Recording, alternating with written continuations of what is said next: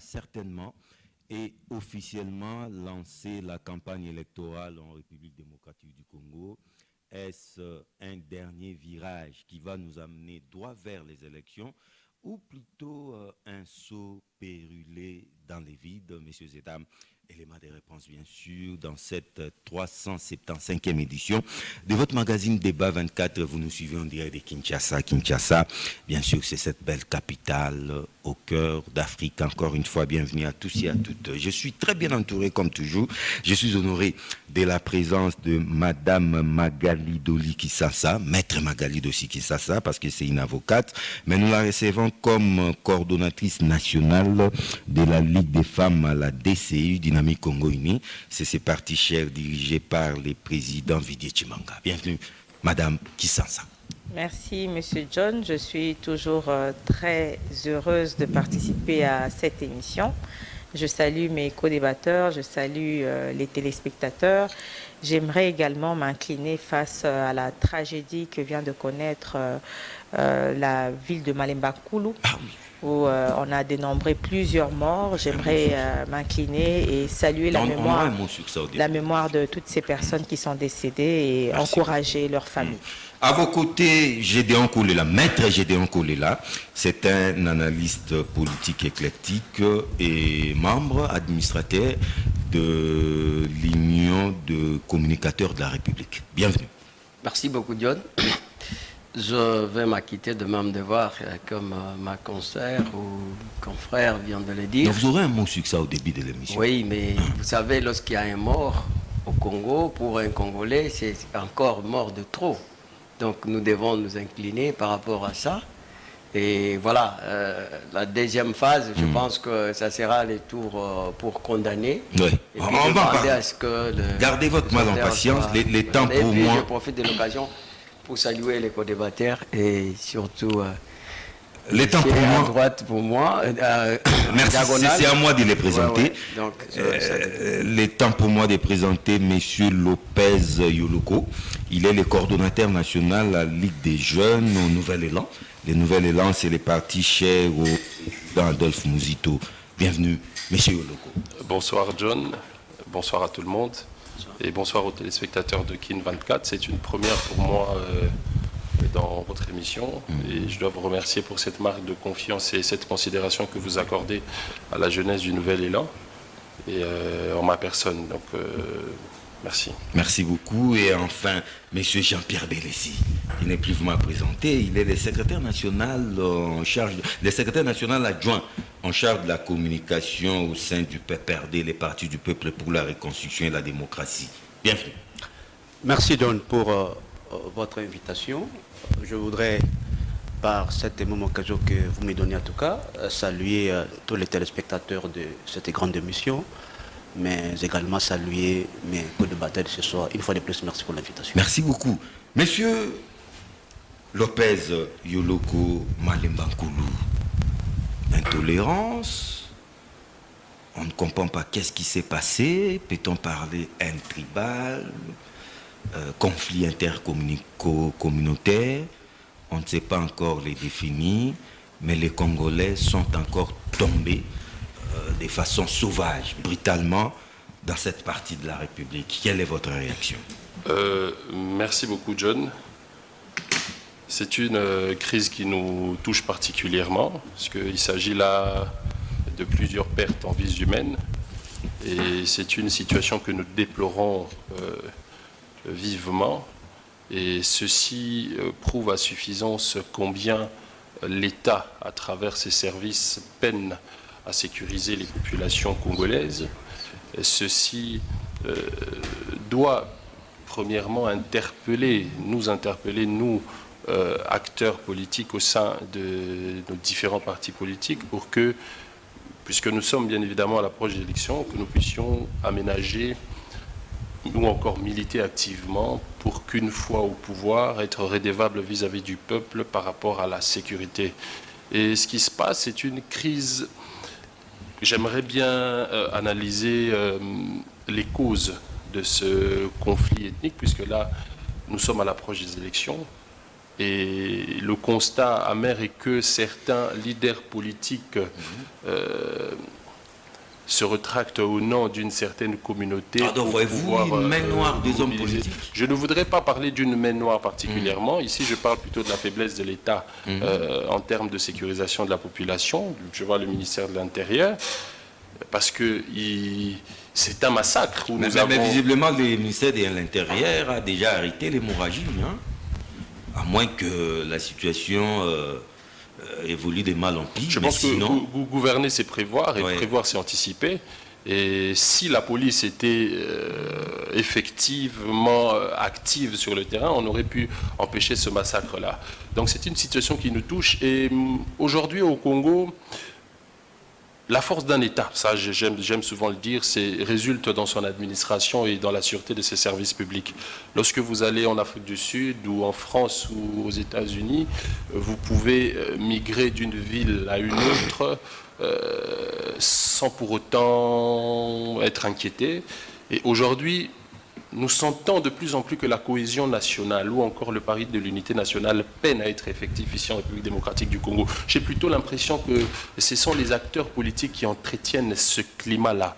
Parce que nous avons ce phénomène Mongala, Mukongo, Muswahili, Mutwabandundu, par le simple fait que nous sommes enclavés dans nos provinces. Donc c'est difficile pour le Congolais de l'Est de la République démocratique du Congo de commercer avec le Quinois ici. C'est difficile pour moi, Quinois, de commercer avec le Congolais du Katanga. C'est difficile pour le Congolais du Katanga. Et cette situation nous met en difficulté.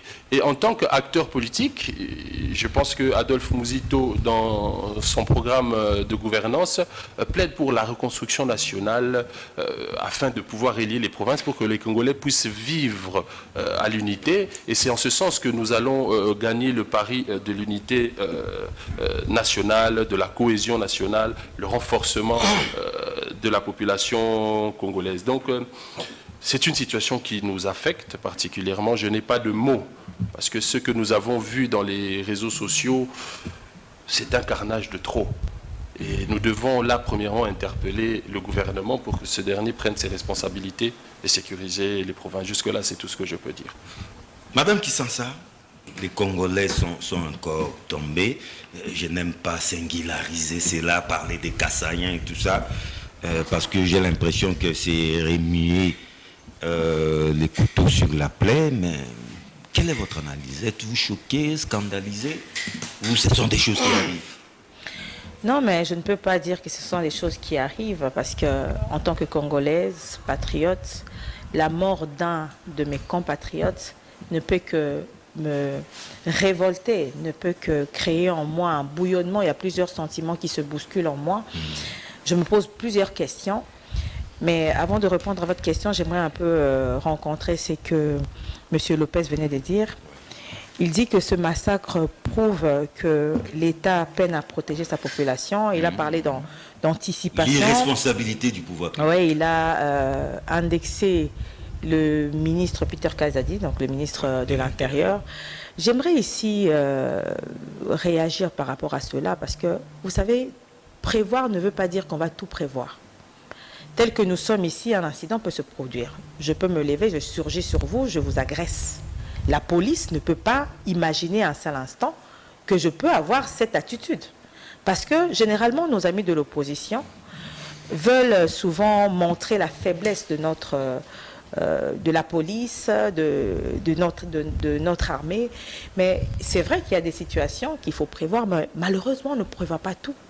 Tout n'est pas prévisible. Il faut être Dieu pour savoir ce qui va arriver à la minute près. Parce que même les grandes puissances sont souvent surprises par des attentats, par des agressions, par des comportements violents. Ça arrive.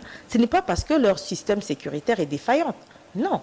Ce n'est pas parce que ce crime que nous condamnons, un crime odieux, et je félicite le même ministre Peter Kazadi, parce qu'il a pu prendre directement des mesures idoines pour pouvoir faire des enquêtes et arrêter l'hémorragie et essayer de voir où provient, quelle est la cause de ce crime. Mais j'ai beaucoup aimé ce que M. Lopez a dit. Malheureusement, ces genres de choses sont entretenus par les opposants, ou plutôt les acteurs politiques. Ah bon? Pourquoi je dis Vous voyez les acteurs politiques derrière ça? Oui, parce que j'ai vu plusieurs fois et je pense que souvent sur les plateaux, lorsqu'on fait des débats avec les amis de l'opposition, ils indexent souvent les Kassayas. Mais ils ne savent pas ce que ça crée au sein de la population. Parce que nous devons, nous aussi, sauvegarder l'unité nationale. Mais tout un Congolais, chaque Congolais, à son niveau, doit faire un effort pour essayer de promouvoir l'unité nationale. Mais madame, vous avez dit ils indexent les Kassaïens. Est-ce que ces Kassaïens n'ont-ils pas des choses à se reprocher aussi? Mais écoutez, quelle est la tribu qui n'a... Peut-être par leurs agissements. Non, on ne peut pas aller dans ce sens-là.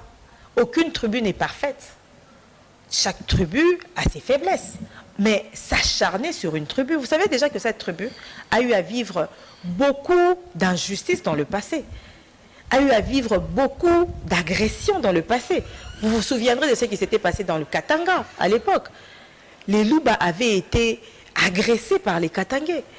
Au fait, il ne faudrait pas qu'ici on oublie l'histoire. Parce que dernièrement, j'ai suivi Katumbi parlant de talibans.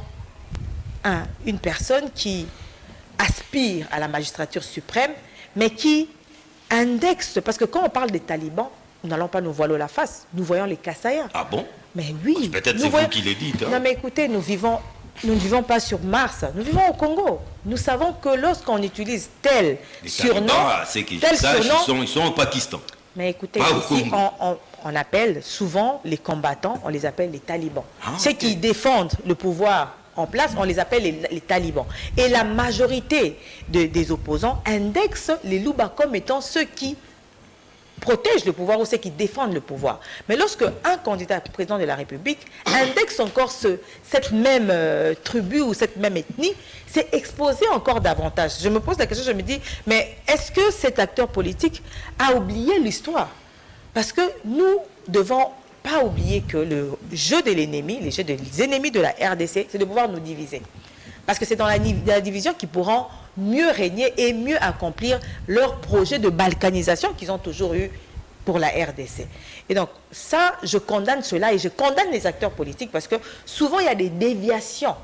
Lorsqu'on voit certains acteurs publics, politiques discourir, on sent des déviations qui poussent à développer une certaine animosité face à cette tribu. Et ce qui s'est passé, ce n'est que l'expression de tout ce que nous vivons ces derniers temps dans les discours des acteurs politiques, même des communicateurs. Lorsqu'on fait des débats, on indexe toujours cette tribu, cette ethnie. Et je pense que c'est la résultante de tout ce comportement qui a créé malheureusement ceci. Et on le condamne. Parce que nous devons savoir que ce que le chef de l'État cherche, c'est l'unité. Il fait un effort pour promouvoir l'unité. Mais malheureusement, il y a certaines personnes qui veulent absolument créer la division, créer la zizanie.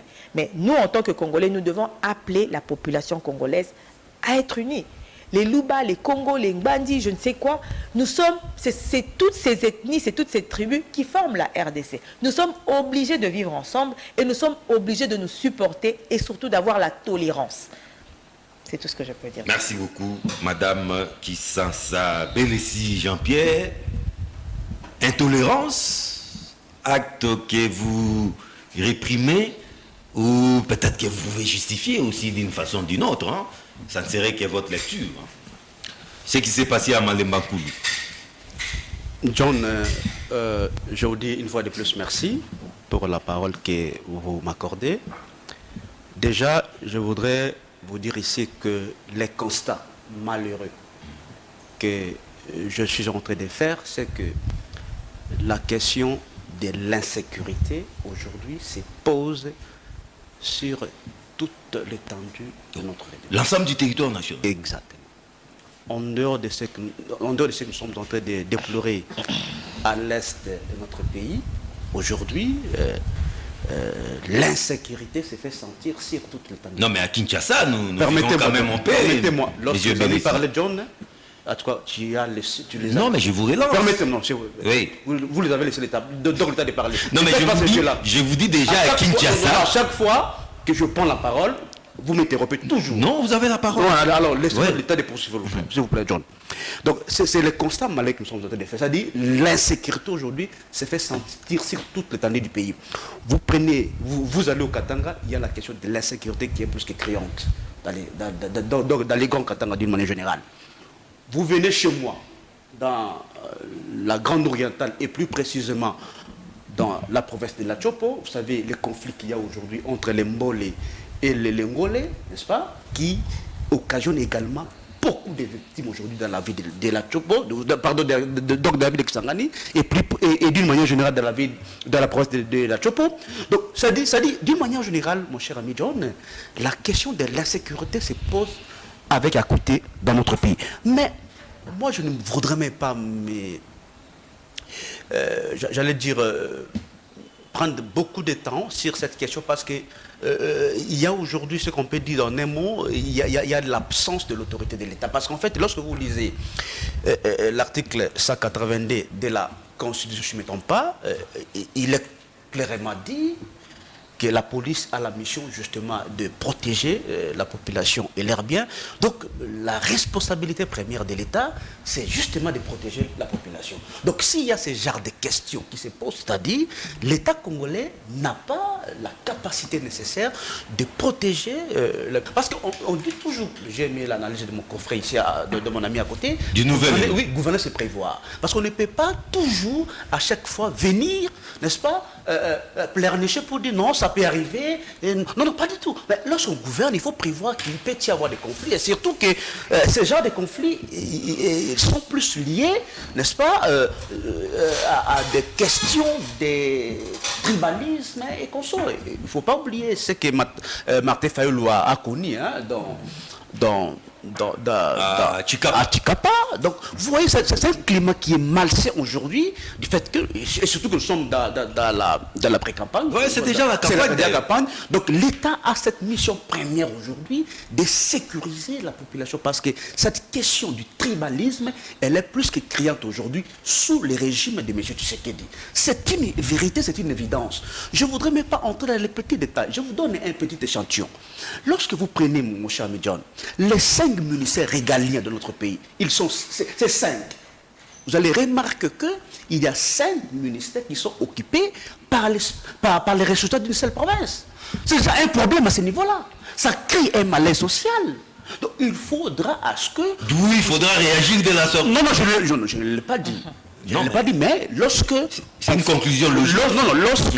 Lorsqu'on procède à des nominations, parce que lorsque vous lisez la Constitution, on vous parle de la représentativité du gouvernement, mais vous allez remarquer que non, certaines provinces qui sont surreprésentées au détriment des autres. Au détriment des autres. Et tout cela, ça crée un malaise. Donc, le gouvernement, justement, a la mission de protéger la population et l'air. Surtout, je dis, bon, on parlera peut-être des élections après cette question. Juste après ça. Cette question aujourd'hui se pose et que le gouvernement doit normalement travailler. Mais quand même, vous condamnez ce qui s'est passé à Mademakou? Timidement, parce que en fait, timidement. Oui, parce que je ne peux pas ici dédonner les responsables de... Donc vous justifiez aussi timidement? Non, pas forcément, mais ce qui est vrai, c'est que le gouvernement doit faire son travail, mon cher John. Et surtout, le ministère de l'Intérieur doit... Merci beaucoup. Et Peter Kazadi, jusque-là, je ne le sens pas sur le terrain et je ne sens pas que la population elle est sécurisée. J'ai évoqué dans certaines provinces. Merci, M. Bélis. Donc, aujourd'hui, les problèmes se posent vraiment du point de vue sécuritaire sur l'ensemble du territoire national. Merci beaucoup, M. Jean-Pierre Bélessi du PPRD. M. Kolela, à entendre M. Bélessi, c'est-à-dire vous cherchez à condamner les effets, mais vous ne voyez pas la cause. C'est ça le vrai problème. Bon, je vais répondre à M. Bélessi, mais laisse-moi rencontrer quand même la personne qui a essayé de faire une analyse. Il s'appelle M. Yoluku. Oui, qui me semblait être objectif. Donc voilà, au lieu de suivre Bélessi qui est dans les émotions. Non, c'est son analyse. C'est son analyse. C'est sa lecture des faits. Je pense que j'ai la parole. Vous avez la parole. Ouais. Je voulais dire à M. Lopez que la notoriété dans un domaine bonifié qu'elle soit ne confère pas l'omniscience.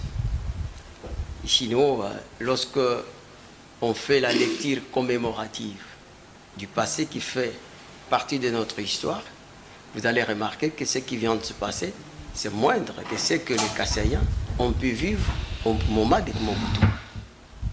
Donc avec Kyungu Koumanza, avec à cette époque-là, c'était le gouverneur Koya Diallo, où nous avons les cimetières le plus long du monde. Lorsque vous quittez, pour ceux qui ont déjà été à Lubumbashi, quand vous quittez Likasi, Kolwezi, jusqu'au Mweneditu, vous trouvez qu'il y a eu des enfants qu'on a enterrés vivants. C'était quelque chose d'horrible. On ne pouvait pas penser qu'en le XXIe siècle, on pouvait continuer à voir les hommes sans cœur. Vous voyez? Alors, dire qu'effectivement, c'est la faiblesse de l'État, nous ne voulons pas ici faire une analyse qui doit constituer une cause d'exonération des responsabilités de l'État. Parce que de toutes les façons, c'est l'État qui dispose du monopole de menaces et de violences. Nous sommes tout à fait d'accord. Mais au-delà de ça, nous devons savoir que notre pays, de la manière où les colonisateurs ont laissé certaines choses, les fléaux du tribalisme, c'est même dans les statuts des conseils de sécurité, pour dire que les Africains, le pouvoir peut être accepté ou être légitime que si ce pouvoir vient de ceux qui ont été des colons autrefois. Et ils ont commencé cette histoire de tribalisme avant même. Vous connaissez le soulèvement qui a opposé les Kassaïens même à l'époque de Belge. Ça s'est fait. Donc aujourd'hui, nous devons faire juste très attention là où je partage le même point de vue avec vous, c'est que les hommes politiques en bénéficient pour faire ça comme une recette politique. Et moi, je ne dois pas aller sous le dos de la cuillère. Je dois dire qu'il faut condamner ces énergimes comme Munongo, comme Katumbi, qu'on vient de dire tout à l'heure. Quelqu'un qui aspire à une magistrature suprême. Mais il doit stigmatiser toute une tribu en les appelant les talibans. Non, mais un instant, M. Kolela. Savez-vous que même à un certain moment, le numéro 1 d'entre nous a appelé les Congolais qu'on appelle combattants, les combattants. Tout à fait. Ce n'était pas une tribu. Il a dit, ici, les gens qui ne veulent pas, au fait, comprendre la réalité ou se comporter aux manières des bandits, qui ne comprennent rien, nous pouvons dire que ce sont des Congo-Kaba. C'est-à-dire, ça c'est une manière générale. Est-ce qu'il y a une Mais ici on parle, est-ce que Belessi, est-ce que j'ai la parole? Non, lui ne vous avait pas interrompu. J'ai la parole. Tu veux que je puisse prendre la même à lire? Belessi, s'il vous plaît, lui ne vous avait pas interrompu. Oui. Alors, ici, il y a quelqu'un qui aspire à la magistrature suprême, qui dit qu'il n'y a qu'une tribu des talibans qui est contre moi. Est-ce qu'il y a une tribu? Et il y a aussi d'autres propos. Mais au Congo, il y a une tribu appelée talibans. Voilà. Mais non, mais écoutez, vous voulez faire semblant? C'est figuré. Mais est-ce qu'on n'a pas appelé les gens des bandes aussi des Pangistanais? Donc ça c'est dit. Nous ne devons pas. Il faut dire la vérité, John. Il ne faut pas faire l'ironie. Et je sais que les gens de Peuperdier, ils se frottent les mains. Ils aiment ça. Comment ça? Ils nous ont dit que quelqu'un qui va chercher à toucher les cheveux de Yuma, nous allons créer l'insécurité. Alors, il faut condamner de tels propos. Quelqu'un comme Munongo, il faut condamner ses propos. Moi, Sima Christian, donc ne méritait même pas venir nous exposer un projet de société bidon, de montrer que non, ils prennent pour l'unité, alors qu'ils venaient de tenir des propos donc, qui ne sont pas conformes à l'unité. Il faut condamner ce genre de choses. Et pour donc la deuxième chose. Non, vous terminez par là. Là, il y a beaucoup de temps. Non, vous en avez eu 5, lui il est à sa 4e minute. Mais là, je voulais quand même retourner du côté de messieurs.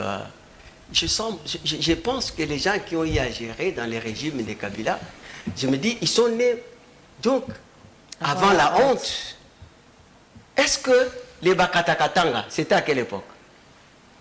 C'était à l'époque de Joseph Kabila. Alors, mais dis-moi, pourquoi cette anticipation dont ils veulent donner des leçons aujourd'hui donc n'avait pas eu lieu? Vous voyez qu'il y a des gens qui n'ont aucune leçon à donner. Dites-moi, dans ce pays, les Etoko et quoi à l'Équateur là-bas, c'était à quelle époque? Oui, les Oudjani. 2010, Oudjani. Oui. Il y a eu des choses comme ça. Ne venez pas ici pour dire que donc l'insécurité c'est aujourd'hui. Gouverner, c'est prévoir. Regardez, non mais écoutez, mais qui ont amené l'insécurité ici? C'est depuis l'événement de l'AFDEL que nous avons même connu certains mouvements de Koulouna ici. Attends, merci M. Koulouna. Ça c'était juste pour... Non mais c'est-à-dire que pour ouvrir les débats, mais objectif. C'est pas... Si on n'est pas objectif, donc vous allez nous rencontrer sur votre chemin. Monsieur Logo, vous l'avez remarqué. Vous n'avez aucune leçon à nous donner en matière de sécurité. Je l'ai dit au début de l'émission, nous sommes en tout cas à quelques heures du début de la campagne. Est-ce que le nouvel élan est-il prêt? Et puis dans quel état d'esprit sommes-nous de nous engager dans cette campagne? Est-ce un saut périlleux dans le vide? Ou sommes-nous en train de négocier un virage qui va nous mener droit vers les bonnes élections? Merci. Je voudrais quand même commenter un tout petit peu ce que Madame et Maître Gédéon ont dit sur la stigmatisation du peuple kassaïen. Les talibans, paraît-il. Non, je pense que la sincérité doit quand même nous animer lorsque nous devons parler de stigmatisation du peuple Yoruba, parce que nous avons remarqué ici à longueur de journée dans les réseaux sociaux des proches collaborateurs du chef de l'État tenir des discours appelant à la haine tribale, pouvoir ou yabiso baluba. Et j'aimerais ici que nous sachions, nous le savons déjà, que géographiquement le Kasaï se trouve au centre de la République démocratique du Congo. Oui. Et c'est la province qui est frappée le plus par la pauvreté. Aujourd'hui, c'est une province enclavée. Très, très enclavée. Et d'ailleurs, M. Félix Antoine Tshisekedi, pour son quinquennat, fort malheureusement, n'a même pas pu relier les deux Kasaï. Et une fois que le Kasaï est malade, c'est le Congo qui est malade. Parce qu'au Katanga, vous avez plus de Kasaïens que vous n'avez de Katangais au Kasaï. C'est le cas dans toutes les provinces. Au Kwilu, c'est pareil. Et à Kinshasa, c'est pareil. Les Kasaïens sont partout, sauf chez eux. Oui, parce que frappés par la pauvreté, par la faim, ils sont contraints à migrer vers les autres provinces dans le but de vivre, de survivre. Et au-delà de ça, il y a ces différences ethniques et culturelles. Donc les Kasaïens nous ont imposé ici à Kinshasa, nous devons le dire et le dénoncer, des allures qui dérangent la quiétude des Kinois, qui dérangent la quiétude. Moi, je vais vous donner un petit exemple. Nous avons aujourd'hui les phénomènes Wewa, où vous avez un Kasaïen qui vous embrouille le chemin en cours de route. Dans tous les Wewa sont Kasaïens. Non, pour la plupart. Ils sont prêts à brûler. Ils vous disent, hein, votre véhicule. ceux qui ont méquis, tout à fait. Non, mais moi, je ne savais pas que tous les Wewa sont des Kasaïens. La plupart, contraints de migrer vers les autres provinces. Et puisque l'état de droit est le cheval de bataille de M. Félix Antoine Tshisekedi, je suis en face des hommes de droit. L'état de droit, c'est l'indépendance de la justice. Donc, lorsque vous voulez à ce qu'on interpelle certains leaders politiques au nom du discours de la haine tribale, il faudrait aussi interpeller ceux qui sont dans le sillage du président de la République, qui tiennent ces discours-là, et ça dérange. Et donc, pour répondre à votre question, oui. Le nouvel élan est engagé dans le processus électoral, d'abord au nom de la Constitution, dans son article 70, qui limite le mandat du chef de l'État à 5 ans. Et nous avons tendance à remarquer, ici chez nous en RDC, que les politiques considèrent les élections comme une affaire qui concerne que les politiciens, alors que nous considérons les élections comme une affaire du peuple, parce que c'est par les élections que les populations opèrent leur choix politique. C'est par les élections que les populations sanctionnent positivement ou négativement ceux qui ont eu pour mission la gestion de la République. Et c'est au nom de cette constitution, c'est au nom de cet engagement de la population, surtout en rapport avec les opérations d'enrôlement, puisque la CENI attendait près de 49 millions d'électeurs, la CENI a pu enrôler au-delà de 47 millions. Donc, plus les Congolais de l'étranger. Il y a 97% de la population congolaise qui s'est engagée dans ce processus électoral, et je pense que le nouvel élan, au nom de cet engagement de la population, va. Malgré que nous avons constaté et que nous constatons jusqu'à ce jour plusieurs irrégularités dans ce processus électoral parce que... Mais irrégularité, mais vous y allez quand même. Oui, nous y allons. Moi, j'ai souvent dit que la population congolaise est dans une phase de révolution. Elle est jusque-là à son niveau intellectuel parce qu'en 2018, le peuple a émis le vœu d'avoir une opposition unie dans le but de renverser la balance et de récupérer le pouvoir du peuple. Les leaders politiques se sont engagés dans cette démarche-là et cette population-là, aujourd'hui, s'intéresse davantage aux questions politiques, aux questions économiques et aux questions qui touchent vraiment notre société. Alors que hier, nous avions eu une opposition, je l'ai toujours dénoncé, Maître Collet le sait, nous avons eu une opposition, l'UDPS, qui a... Donc, M. Oloko, visiblement, vous y allez pour contester. Absolument pas. Au-delà du fait que le nouvel élan appartienne à la résistance, la Mouka, nous avons, pour le besoin de la cause, fait ce travail d'opposant. Parce que Adolphe Mouzito a été regardant, critique, mais pas seulement critique, mais a proposé des schémas, des alternatives qui pour lui semblaient être le traitement palliatif aux besoins et aux attentes de la population congolaise. Et vous devez savoir, John, que l'ensemble de tous les grands partis politiques en République démocratique du Congo ne renferment que près de 40 à 45% de l'électorat. Donc la masse critique qui capable d'élire un chef de l'État sont en dehors des partis politiques et c'est ce qui représente plus ou moins la société civile. Et avec ce travail, la majorité silencieuse, et avec ce travail que nous avons fait et partant de l'évolution de la situation politique, économique et sociale de la population, il y a un intérêt de la population sur la question des élections. Donc je pense que la population tranchera et notre Constitution, dans son article 64, donne le pouvoir au peuple de pouvoir s'opposer à toute forme... L'article 64, diversement interprété. Donc, Madame Kisansa, apparemment la CENI tient, mais on a l'impression que les repas ne sont pas encore bien préparés, mais les cuisiniers nous servent et nous invitent à la table. Il faudra certainement s'attendre à un repas indigeste. Laissez-moi d'abord répliquer au propos de mes deux co-débatteurs en face de l'opposition. Monsieur Bélessi a encore une fois de plus pointé cette tribu kassaïenne et il a commencé par confirmer qu'il y avait absence de l'autorité de l'État à cause de ce qui s'est passé à Malemba Koulo.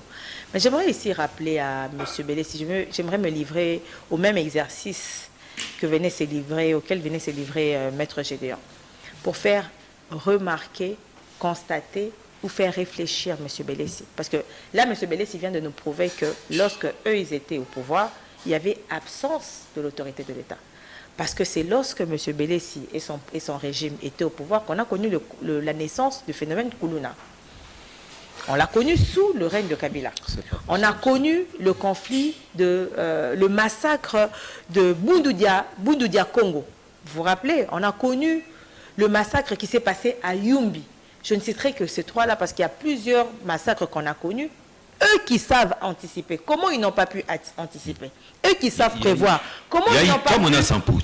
Il y a eu Kamona Sapou. Ouais. Je n'ai cité que le 3, mais il y en a plusieurs. Mais comment eux, aujourd'hui, ils se transforment en... J'ai cité ça. Ils se transforment en donneurs de leçons. Comment, à l'époque, ils n'ont pas pu anticiper, ils n'ont pas pu prévoir. Gouverner, c'est prévoir. Voilà, parce que c'est le repas qu'ils nous sert en nous disant... Apparemment, tout n'est pas prévisible. Non, mais écoutez, moi, ça me fait rire. Mais ça crée en moi une révolte de voir des personnes qui ont mal géré ce pays, qui nous ont laissé un pays avec plusieurs défis, venir se transformer en donneurs de leçons. Il a parlé du cas de Martin Fayulu. Encore une fois, il pointe de doigt les Kassaïens. Il dit que Martin Fayulu, lorsqu'il était à Chikapa, il avait été caillassé. Mais il oublie que Deli Sesanga, qui était ressortissant aussi de Kananga, avait été caillassé. Est-ce que c'est parce qu'il était kanangé que les kanangés l'ont caillassé? Intolérance. Non, c'est de l'intolérance. Ce n'est pas à cause des origines qu'ils ont été caillassés. Vous voyez, et puis il oublie que les Kassaïens sont venus assister au meeting de Fayulu.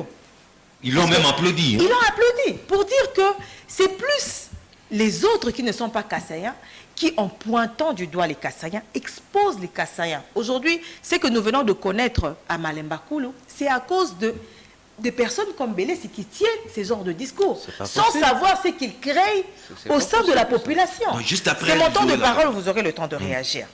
Et il dit, il condamne timidement cet acte. Timidement, il assume. Hein? C'est un Congolais qui condamne timidement l'assassinat, ces tueries, ce massacre. Au lieu de condamner l'acte, parce que c'est un acte ignoble, il préfère condamner timidement parce que peut-être ils s'en réjouissent même. Monsieur Lopez a fustigé quelque chose. Il dit que souvent les Kassaya disent certains propos de certains caciques du pouvoir qui disent que pouvoir ou eza abiso baluba. Mais si ces gens, certaines personnes, des personnes isolées, peuvent dire qu'ils ont pouvoir et abiso baluba, est-ce que, parce qu'ils disent que pouvoir ou eza abiso baluba, que c'est une incitation à la haine tribale? Est-ce qu'ils disent que les autres ne sont plus congolais? C'est quand même un langage, un discours qui... C'est un discours indigeste qu'on ne justifie pas, mais est-ce que ce discours est un discours tribal? Séparatiste, c'est un discours séparatiste. Non, écoutez, ce sont des personnes qui disent qu'ils ont pouvoir en abiso baluba, mais ce n'est pas pour dire que Mboka est abiso baluba. Non. Peut-être parce qu'ils voient la personne du président qui est Luba, c'est comme ça que eux, ils s'identifient à la province du président. Mais le pouvoir n'est pas un pouvoir de Luba. Moi qui parle, je ne suis pas Luba. Moi qui défends ce pouvoir, je suis Congo. Je peux dire que ce pouvoir nous appartient. Parce que je suis derrière le chef de l'État. Certains propos déplacés de certaines personnes, il ne faut pas les généraliser. Parce que certains Luba, qui sont dans l'UDPS ou qui sont dans l'Union sacrée, ont tenu, même qui ne sont même pas dans la politique, mais qui nous donnent l'impression qu'ils sont proches du président, tiennent des discours, des discours déplacés qu'il faudra généraliser. Ces écarts, nous les condamnons. Mais il ne faudrait pas aller généraliser et exposer les Luba aujourd'hui, les Kassaya, à ce qui vient de se produire, par exemple, campagne électorale. Koulou. Attendez, je vais répondre à votre question. Monsieur Lopez a parlé du phénomène Wewa en disant que... Oui. Mais je ne sais pas si Monsieur Wewa, si Monsieur Lopez a vécu ici avant l'avènement du... Les Wewa seraient insupportables. Non, mais les Wewa ont commencé quand? N'est-ce pas sous Kabila? Les Wewa ne sont pas arrivés à l'avènement de Tshisekedi. Mais essayez, monsieur, je ne sais pas si Monsieur Bélé est amnésique. Parce que les Wewa ont commencé à Madame, vous devez contrôler votre vocabulaire, votre langage. Attendez, soyez galant, soyez élégant. Arrêtez cette démangeaison. Vous devez contrôler votre temps de parole. Attendez votre temps de parole. Arrêtez d'être agité. Juste après elle, vous allez réagir. Okay. Parce qu'il rit, on dirait que les Wewa sont arrivés à l'avènement de M. Tshisekedi, du président Tshisekedi, alors que les Wewa existaient ici bel et bien avant l'arrivée du président Tshisekedi. Monsieur Lopez, pour atterrir...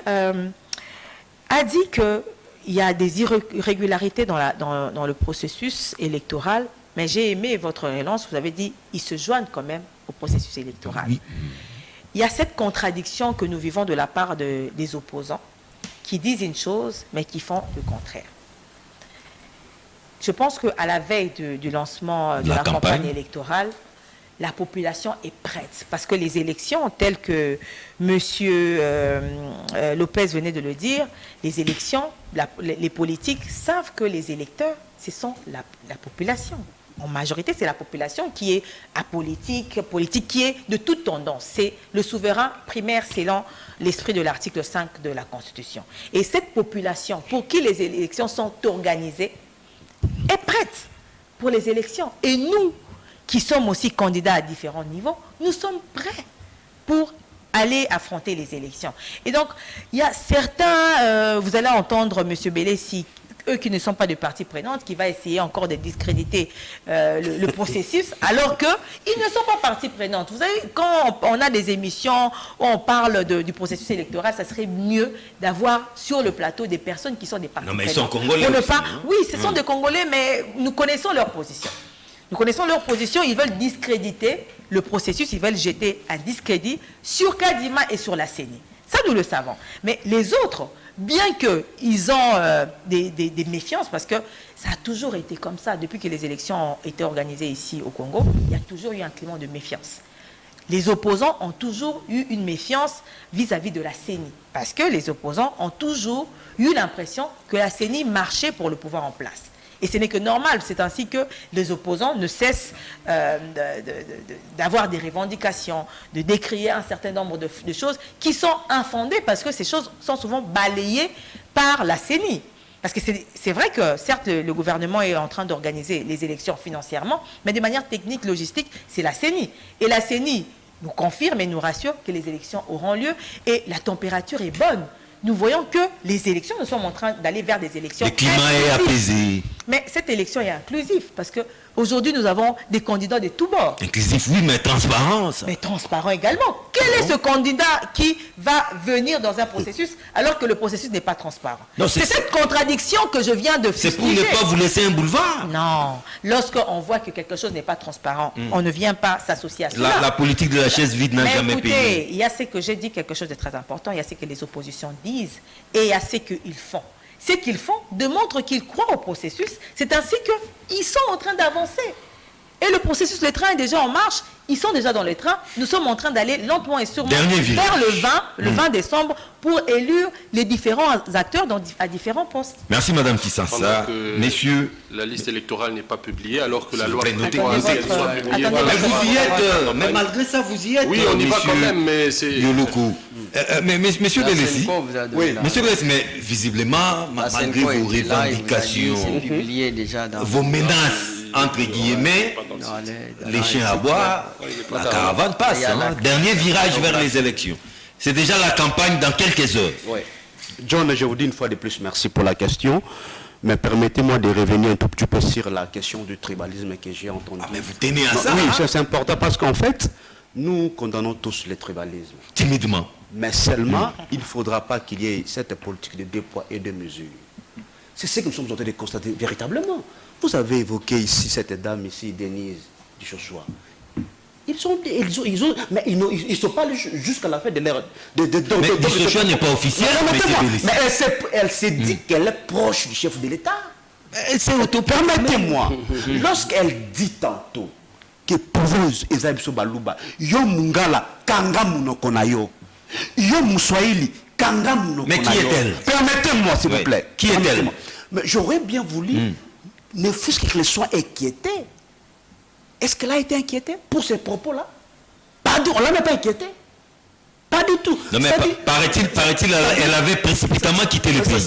Non, paraît-il. Pas du tout, ça dit, il faudra pas qu'il y ait cette politique de poids et de mesures. Je reviens à la question de Madame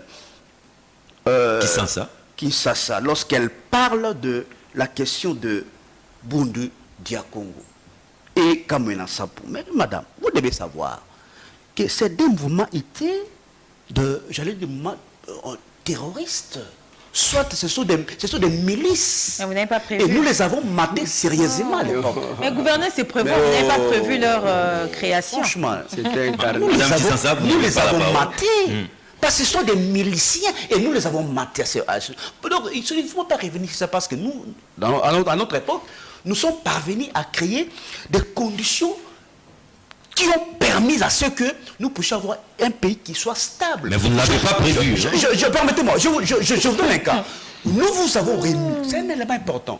Ces pays entiers, je dis entiers, dans ces frottis de 1960. Mais c'est sous votre régime qu'on parle aujourd'hui de la question de l'insécurité sur l'ensemble du territoire et plus particulièrement à l'est du pays. Donc, madame, vous avez créé des conditions très dangereuses. Il ne faut pas murmurer, madame, lorsque je parle. Mais vous aussi, vous étiez en train de murmurer. Non, pas du tout. Vous avez créé un chaos du point de vue sécurité. Et c'est là sur l'ensemble de... J'ai évoqué sur la question de Mbole, à Kisangani. Oui, à Kisangani. Vous ne faites pas mentionner, mais c'est vous qui gérez aujourd'hui. Qu'est-ce que vous en faites? Toujours conflit intercommunautaire. Exactement. Qu'est-ce que vous en faites dans ce conflit-là? On est tenté de s'entretuer à Kisangani. Parlez aussi de Yombi. Permettez-moi, à Kisangani. Mais vous ne faites rien jusqu'à présent. Je n'ai même pas entendu un communiqué du gouvernement, soit une délégation pour aller palper la réalité, d'oxyre le terrain. Rien du tout dans tout cela, madame. Donc, vous n'arrivez pas véritablement à gérer le pays sur ce point-là sécuritaire. Je reviens à la question électorale, madame, parce qu'en fait... Les chiens à boire la caravane. En fait, ça ne m'intéresse pas, ces genres de questions sécuritaires. Non. Nous disons, par contre, parce qu'en fait, Monsieur John. La question électorale Oui, la question électorale. Oui. Oui. Non, vous avez dit que vous vous intéressez Non, laissez-les, pas. laissez-les. Non, la question sécurité, la question sécurité, parce que Ça n'intéresse vous pas. avez déjà démontré votre capacité à gérer la régulation de ce point-là, de ce point de vue-là. Je reviens à la question sécurité. Bon, j'analyse cette question, M. John, comme un scientifique, comme un intellectuel, parce que déjà vous savez la position du PPRD. Vous le savez. Et M. John, lorsque vous posez la question à tous les analystes avertis, sérieux, ils vous diront clairement ceci, que s'il y aura élection en 2023, donc ces élections-là seront plus que chaotiques. Ah bon? Pour quelle raison? Permettez-moi. Parce que vous savez, monsieur John, nous vous avons toujours dit que jusqu'à la preuve du contraire, il y a encore des préalables qui demeurent pendants. Il y a encore, monsieur John, permettez-moi, il y a encore des questions de fond qui demeurent pendantes pour que nous puissions avoir un procès électoral, non seulement qui soit crédible, je dis bien crédible, inclusif et transparent. Voici là les combats du PPRD, du FCC. Nous voulons... Mais c'est pas un combat perdu, là. Bon, c'est vous qui le dites. C'est vous qui le dites, parce qu'en fait, M. John, si nous avons opté pour la gestion démocratique, c'est parce que nous avons voulu à ce que les dirigeants viennent de la population, au sein du peuple. Parce que vous savez que toutes les crises que nous avons connues dans notre pays, elles étaient généralement liées à la question de la légitimité des dirigeants. C'est ça le vrai problème. Donc, tant que vous voulez ici minimiser ces questions de fond qui touchent le procès électoral, je bien peur que, n'est-ce pas, ces élections de 2023 nous ramènent 10 ans, 20 ans en arrière. Parce qu'apparemment, mon cher ami John, ça saute aux yeux. Techniquement par là, la scène n'est pas prête pour organiser les élections de 2023. Techniquement par là, il y a encore des... on parlerait même qu'il y a encore des kits qui sont...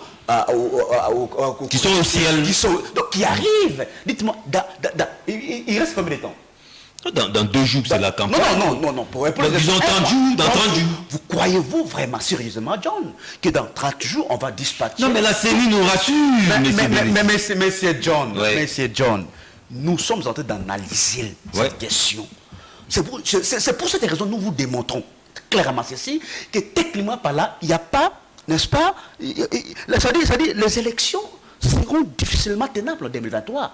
Monsieur John, vous savez que ce processus électoral demeure tellement opaque et que cette procédure a un caractère tricheur.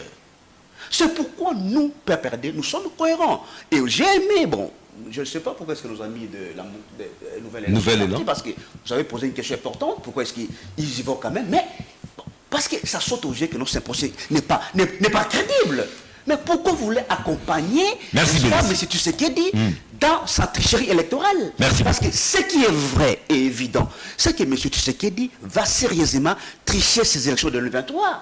Et suite justement à son bilan qui est du reste chaotique. Donc il a déjà contrôlé... Il a déjà contrôlé et la CENI et la Cour constitutionnelle. Moi, j'ai en face de moi des avocats, des juristes. Est-ce que pouvons-nous discuter, n'est-ce pas, si des vraies questions de fond, notamment sur la question de la légalité de la CENI, est-ce que cette CENI de Kadima, elle est donc légale? C'est une question importante. Est-ce que la Cour constitutionnelle dans sa composition, elle est impartiale? Non, je chute pas. Est-ce qu'elle est impartiale? Voici les vraies questions de fond. Tant que nous n'allons pas vider ces questions de fond, John, nous n'aurons pas... Mais on va les vider quand? Mais c'est c'est du forcing maintenant. C'est du forcing maintenant. Ces élections nous rattrapent en 2023. Mais c'est qu'on est là. Visiblement, les décors d'une crise post-électorale est déjà planté parce que ce que la CENI est en train de faire, c'est du forcing et ça risque de nous rattraper. John, vous posez une très belle question que j'ai le temps d'analyser pour éclairer les uns les autres, parce que je comprends effectivement que pour le PPRD, il continue encore à être dans les œuvres des ténèbres non éclairées. Il faut les éclairer, effectivement. Mais laisse-moi d'abord rebondir. Vous savez, Didier Lopez, c'est parmi les jeunes que j'ai découvert, que j'avais trouvé qu'il s'est démarqué quand même de cette jeunesse corrompue qui est en quête de remoulage pour les miettes.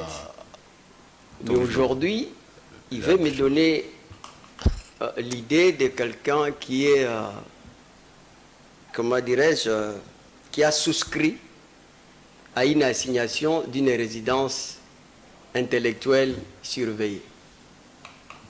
Par du fait qu'il me parle le même langage que j'ai toujours entendu, dire que c'est l'UDPS qui a eu à nous dire que c'est Kabila, il est rwandais.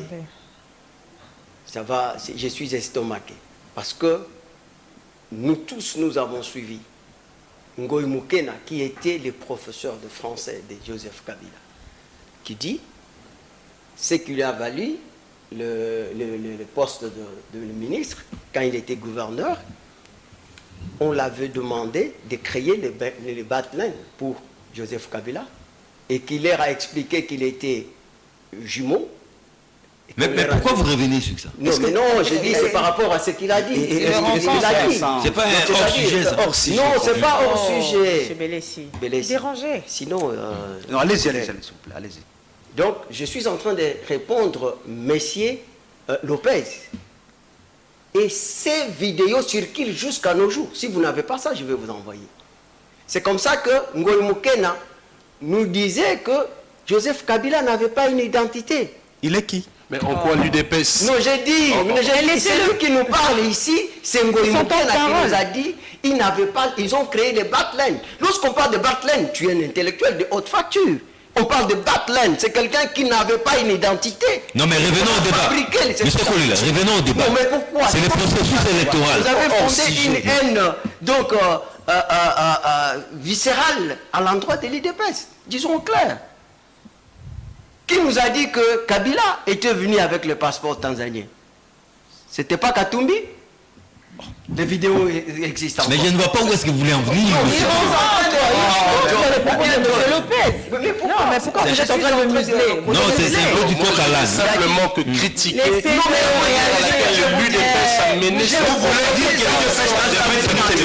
c'est M. Kolila qui a la parole. vous voulez dire que non, mais c'est n'a jamais discours là. Monsieur Belessi, s'il vous plaît. Qui a mis l'identité de Kabila. Non, c'est Kolila qui a la parole. Ce sont toutes des paroles. Et l'UDPS, si ils ont relié les discours, mais en principe, ces discours ne venaient pas de l'UDPS. Il ne faut pas tromper les gens à ce niveau-là. Maintenant, j'ai entendu que non, c'est à cause des famines et des crises. Mais Monsieur Lopez, je ne sais pas. Même au moment où les diamants, parce que ici, les gens ne vous disent pas la vérité, quand Mouzé est venu ici, quelle est la compagnie qui a pris en charge l'effort de guerre? C'est la MIBA. Quel est l'avion qui a pris Mouzé pour l'amener ici à Kinshasa? C'était de Ouetrafa, qui était un Kassaïen. Parce que l'avion de présidentiel était au niveau de Gabon, de Brazzaville. Alors, et à ce moment-là, les Kassaïens étaient déjà, ils sont partis pour une raison de main-d'œuvre au Katanga depuis longtemps. C'est pas à cause de ça. Donc, il y a beaucoup, si vous voulez qu'on puisse faire les débats pour ça, et moi d'ailleurs, j'ai pensé que vous pouvez condamner nos frères katangais. La plupart, ils agissent comme si ils ont un cerveau endommagé. Non, mais écoutez, il y a des gens qui agissent non, pas des gros mots aussi, non. Retirez ça. Mais écoutez, non, je vous en prie. Vous avez évoqué les... Non, cerveau endommagé, retirez d'abord. Soyez les gars, retirez. Attendez. Non, retirez, je vous en prie. Je suis d'accord. Mais attendez d'abord. Je n'ai pas nommé. C'est comme ici, vous nous avez évoqué les cas de quelqu'un qui a un problème de santé mentale. Et vous voulez dire que quand il dit que le pouvoir ça nous appartient, c'est quelqu'un qui a un problème de santé mentale. Vous ne pouvez pas suivre les gens pareils. Donc, maintenant, ici, il faut comprendre que nous parlons République. Et nos frères katangais doivent savoir que l'énergie qu'ils utilisent aujourd'hui vient du bas. Non, mais M. Kolila, je récupère d'abord la parole. Non, je récupère. Donnez-moi une minute, 30 secondes. Je ne veux pas que le débat ne se passe pas entre des tribus de la RDC ici. Kassayen, Katangais. En tout cas, c'est ces virages qui prend les débats. Je trouve ça malsain. Donc si on peut revenir au processus électoral, ça sera mieux. Je vais aborder pourquoi vous voulez maintenant que les uns en parlent, mais quant à moi, vous ne voulez pas que... Mais vous l'avez suffisamment fait. Non. Bon. Parlons processus. Ici, j'entends d'abord, on parle que le PPRD n'est pas dans la course, c'est ça? Tout à fait. Mais qui vous dit ça? Ils sont hors jeu. Le PPRD, depuis un certain temps, il s'est converti à un cafétéria politique. Et Joseph Kabila ne croit en personne. Même pas à une démonstration intellectuelle toxique et des négationnismes. C'est connu, c'est ce qu'ils font ici. Regardez. Quand vous regardez PPRD aujourd'hui, ou quand on parlait de PPRD à l'époque, on parlait de qui? On parlait de Bochab. On parlait de Cheikh Tundu. Mais aujourd'hui, si vous regardez, loin de moi d'utiliser nos amis, si vous voyez que ceux qui parlent du PPRD, c'est effectivement les gardiens du temple. Les gardiens du temple. Non, les roues de réserve dont on fait usage quand on a un souci. Ce sont ces gens-là qui n'ont jamais eu de poste. Les gardiens du temple. Qui ne veulent pas aujourd'hui, qui ne savent pas qu'il faut tourner la page, parce que le PPRD gire que sur Joseph Kabila, alors que Joseph Kabila est déjà mort politiquement. Il faut avancer. Vous voyez, jusque quelqu'un qui a eu à gérer le pays et qu'il a même choisi un dauphin. Même les dauphins ne se connaissent pas.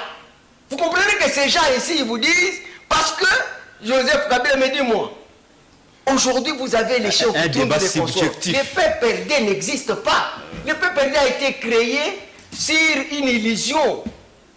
Les décors, conflits, crises post-électorales déjà plantés. C'est ça ma préoccupation. Non. Rencontrez-moi. Le problème, c'est que les élections, comme vous avez vu, nous attendons. Les gens disaient quoi? Tshisekedi ne veut pas organiser les élections. Glissement. Tshisekedi organise les élections et les gens qui préparent la contestation, vous l'avez dit, aujourd'hui ils vont vous dire, dis-moi, Mathieu Lopez ne va pas me contredire. Est-ce qu'aujourd'hui... La retenue et vous n'avez que 60 secondes pour atterrir.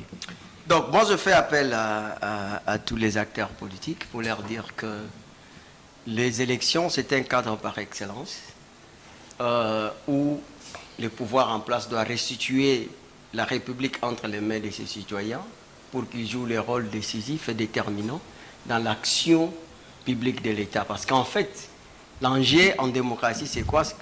C'est le partage des pouvoirs décisionnels avec le peuple. Et c'est le peuple. Alors, ici, il faut dire que le train est en marche. C'est pour la toute première fois que je vois, nous avons au moins 26 candidats à la présidentielle, où vous voyez que tout le monde a été accepté. Il n'y a pas eu de frustration à ce niveau-là. Même les deux autres ont été repêchés. Donc c'est pour dire que... Merci, M. Kouleur. Donc vous gardez le reste pour la conclusion. S'il vous plaît. S'il vous plaît. Non. Mais Monsieur Loko, je vous donne 2 minutes parce que nous atterrissons déjà. John. Si vous voulez atterrir en douceur. Ok, je voudrais plutôt ramener Maître Kisansa à la Constitution dans son exposé de motifs qui dit clairement que la RDC est confrontée à des crises récurrentes, des crises qui sont liées à la contestation de la légitimité de ceux qui sont dans les institutions. Et en référence aux 3 derniers cycles électoraux, notamment 2006, 2011, 2018, nous constatons qu'à l'approche des élections, il y a des vives tensions, avant, pendant et après le processus électoral. Ce qui emmène, ce qui plonge la RDC dans une multiple crise politique, une crise qui empêche le développement économique de notre nation. Et cette crise plonge davantage la population dans la précarité, dans la pauvreté. Et lorsque nous parlons élection, Maître Kisansa, j'aimerais bien relever un aspect très capital et très important, c'est l'aspect économique, puisque les élections coûtent plus d'1 milliard de dollars à la République. Et c'est de l'argent du contribuable congolais. Donc il faut une bonne gestion de ces ressources-là, organiser des élections qui garantiront les parties prenantes au processus électoral. Et j'aimerais ici parler de cette question des élections ici en République démocratique du Congo, parce que si nous migrons un peu dans les démocraties modernes comme la France, vous constaterez que les élections sont organisées par le ministère de l'Intérieur. Et dans un jargon technique, la gestion la CENI n'est autre qu'un organe de gestion électorale, d'où un service attaché rattachés au ministère de l'Intérieur. Et puisqu'en République démocratique du Congo, les mauvaises élections nous ont toujours plongés dans la misère, dans la crise, voilà pourquoi il fallait créer un organe à part entière, indépendant, pour organiser les élections. Donc je pense que nous allons aux élections parce que le peuple est déterminé à aller aux élections, mais affirmer haut et clair que ce processus est crédible, madame, ça je suis contre vous, parce qu'aujourd'hui, au regard de la situation actuelle, la CENI peine à publier la liste provisoire des électeurs. Alors que la loi, dans le site de la CENI, nous ne le retrouvons pas. Je vais dans l'esprit de la loi. La loi prévoit à ce que la liste définitive des électeurs soit publiée 20 jours avant le lancement de la campagne électorale. Mais la loi dit aussi 15 jours avant les élections. Avant la campagne électorale. Donc il y a plusieurs irrégularités dans ce processus électoral. Nous y allons parce que nous avons confiance au peuple et je pense que le peuple tranchera positivement. Merci beaucoup. Madame Kisansa, 2 minutes, conclusion. J'aimerais conclure en essayant de rencontrer un peu ce que M. Lopez vient de dire. Déjà, heureusement que vous avez essayé de le compléter parce qu'apparemment, il n'est pas informé que pour le moment, les listes sont disponibles sur le site de la CENI et aussi essayer de rectifier ce qu'il a essayé de faire croire à la population. La loi parle de 15 jours avant le scrutin, avant la date du scrutin et non pas 15 jours avant la convocation, avant la campagne, le lancement de la campagne électorale. Mais aussi, j'aimerais mettre un accent, parce que lorsque M.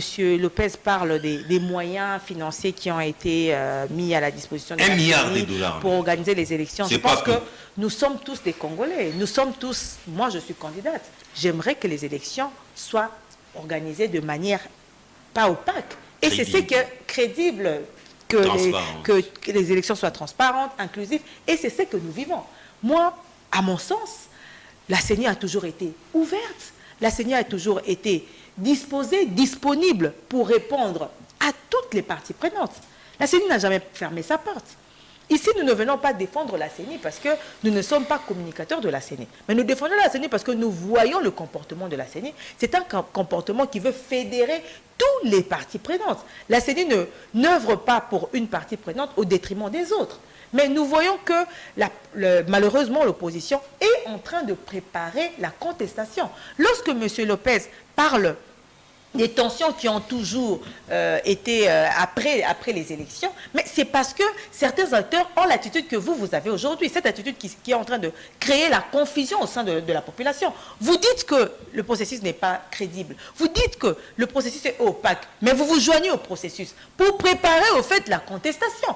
Et demain, quand vous allez aller à la contestation, il y aura des tensions qui vont s'en suivre.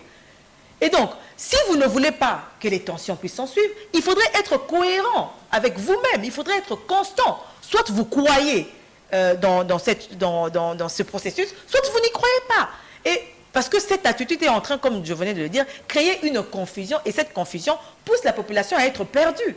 La population est perdue, finalement, elle ne sait plus. La population qui est peut-être acquise à l'opposition, parce que les autres croient en la CENI, les autres croient que le gouvernement, lorsque le gouvernement met l'argent du contribuable congolais pour organiser les élections, d'abord c'est un devoir constitutionnel, mais aussi le gouvernement se charge que la CENI puisse faire les choses de manière à ce que cet argent soit géré en bon père de famille pour des bonnes élections qui emmènera le pays à aller de l'avant et non pas qui emmènera le pays à vivre ou à sombrer dans un cadre. Il y a une conséquence dans le taux de participation des populations dans le processus électoral. Votre conclusion. Je voudrais d'abord demander à M. Kolela, qui devrait normalement contrôler son vocabulaire, parce que je ne peux pas accepter qu'il puisse traiter les cadres qui sont restés dans le PPRD, qu'ils étaient députés des réserves. Ça, je ne peux pas l'accepter. Voyez-vous, il y a de la qualité aujourd'hui dans le PPRD, il y a des cadres valeureux au sein du PPRD, et je ne peux pas comprendre que M. Kolela puisse traiter ceux qui sont restés au PPRD, qu'ils étaient députés des réserves. Il doit normalement contrôler son vocabulaire. Deuxième élément. De deux, M. John, nous disons toujours que nous ne sommes pas intéressés parce que nos préalables sont demeurés. Vous êtes non partant. Oui, pendant. Et surtout que nos amis de l'Union sacrée n'ont jamais rencontré ces vraies questions défauts que nous sommes en train d'évoquer à chaque instant. Parce que lorsque nous les amenons sur des considérations légales, ils ne sont pas là-bas. Voyez-vous, parce qu'on nous chante à la longueur de la journée, un état de droit. Un état de droit se résume notamment dans le respect des textes. lorsque nous les amenons sur des considérations légales, ils ne sont pas là-bas. Vous savez, donc vous les avez entendus. Est-ce qu'ils ont évoqué la loi? Ils ont évoqué au moins tout ce qu'il y a comme arsenal juridique qui touche le processus électoral? Rien de tout ça. Et pourtant, nous évoquons toujours que nous devons évoquer... non, ce sont les vraies questions des fonds, madame. Ce sont les vraies questions des fonds qui touchent ce processus électoral. C'est pourquoi nous, jusqu'à présent, nous demeurons cohérents, parce que nous n'avons pas changé notre position du fait que les vraies questions des fonds n'ont jamais été résolues. Mais c'est collé là. Et moi, je dis, mon cher ami John, je cite en disant que si l'Union sacrée pense qu'elle va tricher ces élections, je pense que l'Union sacrée va rencontrer la résistance du peuple congolais. Non, mais vous n'y participez pas. Non, mais bien sûr, mais cela n'empêche pas que nous puissions faire actionner l'article 64. Merci, M. Bénézi. Mais c'est collé là. Je vais dire au peuple congolais que le PPRD n'a pas les rouleaux compresseurs pour faire bouger les lignes du pouvoir. Donc ils ont montré leur incapacité de mobiliser les gens par cette marche qui était une illustration plausible pour eux et de l'impuissance lorsqu'ils ont quitté Bethel. Regardez-moi. Voilà, voilà, c'était déjà passé. Donc, mais sinon, je voulais dire une chose. D'abord, M. Lopez, vous savez que vous n'avez plus beaucoup de temps. Nous n'avons pas encore 60 secondes. organisé tout un cycle électoral. Il y a eu toujours le problème des arriérés électoraux. C'est pour la toute première fois. Et c'est-à-dire que la crédibilité dont on parle ici résulte de la volonté de notre peuple, qui a montré que le Congo aujourd'hui est dans un tournant décisif de son histoire. Et que désormais, comme vous le dites, il faut les principes démocratiques au pouvoir. Pas question d'avoir des mandats impératifs. C'est pour ça que, bon, il ne faut pas vous appeler résistants, parce que les résistants mettent en cause la légitimité des institutions. Et puis, ils ne doivent pas œuvrer dans la ville, ils doivent être en brousse. Donc vous n'avez pas cette allure-là, parce que vous n'avez pas fait la lutte en brousse comme les immigrés clandestins qui étaient venus avec l'AFDEL ici. Voilà la différence. Donc maintenant, il faut savoir que, certes, l'organisation n'est pas parfaite. Et la perfection n'est pas aussi... Merci, M. Koulela. Merci beaucoup, M. Koulela. Madame Kissansa, merci beaucoup. Monsieur Yoloko, merci beaucoup. Monsieur Bénessi, merci beaucoup. Merci à vous. Le Congo est éternel. Le Congo est plus grand que les élections, que cette période de campagne électorale se passe dans la quiétude générale. Restons unis, restons congolais. Rediffusion c'est samedi à partir de 8h30. Sinon, retrouvez-moi le vendredi prochain. Même heure, même chaîne. Au revoir.